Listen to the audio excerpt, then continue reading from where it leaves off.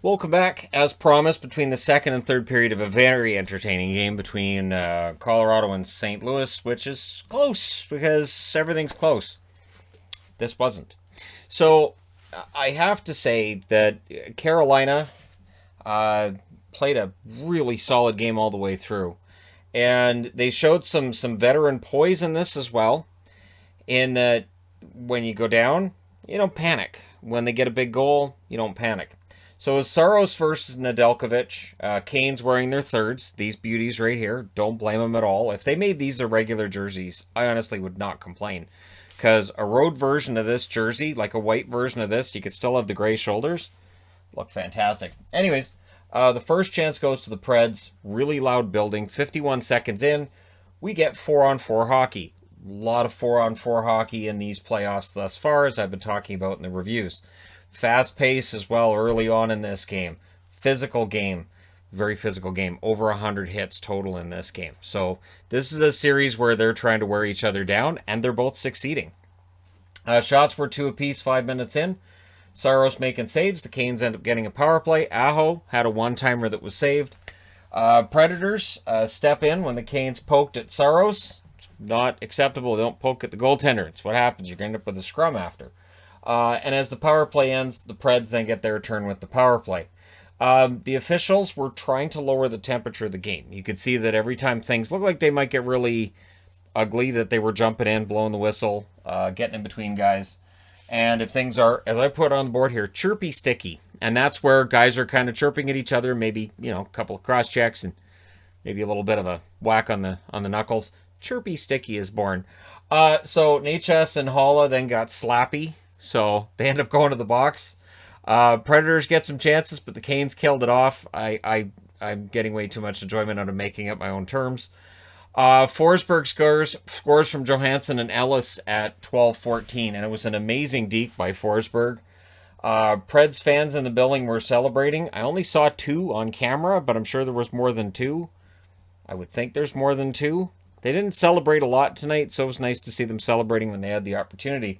Trennan then had a shot that was stopped as the Preds tried to add another. So to their credit, Nashville gets the 1-0 lead and then tries to add to that lead. Martinook, his line was pressing, however, and then Teravainen scores from Pesce and Lawrence at 13:41. Perfect tip by Teravainen in front of the net, just absolutely filthy. And so that ties it up at 1. And Martinook, I thought, had a really good game. He is not on the board with a goal or an assist, but again, when he was on the ice, his line, their work ethic, their ability to keep it in the other end was key to how the Carolina Hurricanes get this game to go their way.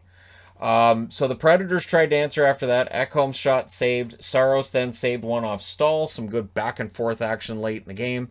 There was a late power play for the Canes. Svechnikov had a shot that was blocked. Howla would clear that out. Predators killing it off. Howla was booed every time he touched the puck. So, different. So we go to the second period with it tied at 1. Ekholm shot an early chance high. Stahl tried to wrap around. Ekholm then blocked a pass for Natchez. Canes get a power play. The fans wanted 4 minutes on that, so it's rare that you see a boo for a penalty call, but they wanted 4 minutes instead of 2. So the fans were very convinced that they should be out there calling the play. I had to laugh, though, the announcer saying he didn't see orange armbands on any of the fans there tonight, which is, of course, what referees have. Saros then robs Aho. Preds playing with fire, I thought, giving up too many power plays to the Canes. It doesn't bite them tonight, but you could kind of feel like it should have, and they were kind of lucky that it didn't, right?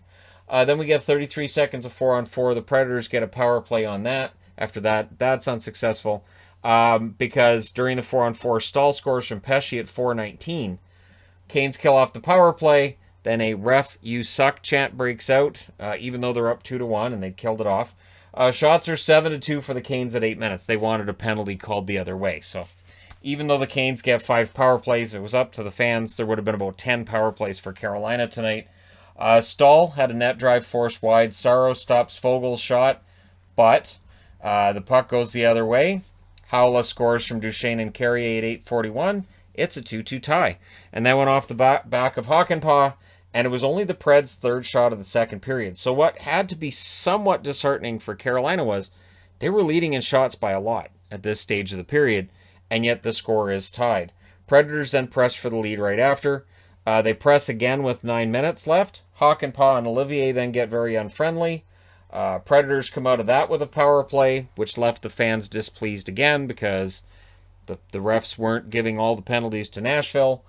There was a shorthanded 2-on-1. Stahl couldn't pull the trigger on that. Canes then had penalty killing, shot blocking working in their favor, and they kill it off. So neither power play was successful tonight. Canes get a power play of their own, which is killed off by the Preds. Lawrence then had a shot blocked by Arvidsson. So we go to the third period, it's tied at 2. And again, it doesn't feel like it should be. The shots at this point are 25-15 in favor of Carolina. They're carrying a lot of the play. So early in the third period, Carolina, almost as if they've decided, well, this is enough of this garbage. Saros denies Trocheck, and then not long after, Niederreiter scores from Nachas and Trocheck at 2:26. And then we get a strong forecheck after that by Martinook's line. So Martinook's line out there after to kind of say, all right, we're going to... And again, I say Martinook's line because he's the one you notice when they're out there. He is the first person you notice because he's the guy doing the forechecking. He's the guy that's doing everything necessary to make sure that Nashville's getting as frustrated as possible. Ekholm was able to clear it, though. Aho then had a breakaway. Saros makes the save. You will see the highlight of this for a while because it was an absolutely gorgeous save by Saros, who had a pretty good game. Saros was the reason this was a one-goal game, but the Canes were relentless, seeking that insurance goal in that third period. Fans wanted a penalty on Ellis. Surprise. Didn't come. And then Stahl scores his second goal of the game from Foegele at 8 minutes. This is Jordan Stahl's best season in the National Hockey League, period. And the playoffs have just continued the storyline of what was going on during the regular season, where Stahl has been absolutely fantastic. Saros then covered a dangerous chance as the fans tried to call another penalty. Wish I was making this up. But it's just really notable that every time that a Carolina player goes down or every time something happens, the fans are up in arms and they're booing and they're like, can you see this? Yeah, it's hockey. We ended with 2 minutes of 4-on-4, which didn't make anybody happy either. Stahl then fires one wide during the 4-on-4. There was a press by Nashville with 5 minutes left, but it doesn't last very long. And every time the Canes get it in the other end, they're kind of like, all right, we've got it down at this end of the rink. Let's just keep it here. We're up by a couple. If we can kill more of the clock, that's great for us. And they did a very good job. Goaltender gets pulled in the final 3 minutes. He did have to go back in with 2:31 left. But then the Canes ice it, so he gets to come out with 2:24 left. And what that does is it allows Svechnikov to get the empty net goal at 18 minutes and 13 seconds. And Carolina wins this one 5-2. So they go and win the first game over Nashville. They keep home ice. Yes, I got the Nashville. I got the Nashville bumper sticker today and turned it into a magnet immediately. First thing I did. So that then I've got the magnets for everybody who are currently in the playoffs, and I think it makes the board look nice. So anyways, yeah, the shots in this one favored Carolina the whole way, 13-10 in the first, 12-5 in the second, 13-9 in the third. Final shots, 38-24 for Carolina. Power plays, Nashville goes 0 for 3, Carolina goes 0 for 5. Hits, 56-49 for Carolina. Block shots, each team had 13. Saros saves 33 out of 37. And Nedeljkovic saves 22 out of 24. I thought Carolina did two things very well. They kept the puck out of their own end a ton. They put the pressure on on Nashville to do everything they could to expend their energy defensively. And I think what that did as well is it also kind of, and I don't want to say it insulated Nedeljkovic and made him comfortable during his first playoff start, but it doesn't hurt that he only faced 24 shots in his first playoff game. So for Nashville, they really need to win that second game. They're going to need to really make things happen in game 2 because Carolina just all the way through, even though they were behind 1-0 and then Nashville ties it at 2, it really felt like this was Carolina's game. And yeah, so for the Carolina Hurricanes, they look like a pretty good bet right now to probably come out of this series. But I will say this for Nashville. This is a team that was down and out. Weren't they like 11-16-1 at some point this season, and then they go on that run? Never count out the Nashville Predators. If you have them down, as Carolina does right now, 1-0, come out in game 2 and give them nothing. and you're going to have to stay on them, because if Nashville gets opportunities, as they showed tonight, they can bury them. They don't need a lot of shots. They just need the right shots, and they can put them in. They can hurt you. So, entertaining game, but at least it ended in regulation. There wasn't a whole lot of fear that this was going to go to overtime once that goal in the third period happens for Niederreiter. Believe me, when it was 2-2 after 2, I thought, well, of course it's going to overtime, because everything goes to overtime. Because everything in these playoffs seems to be going to overtime.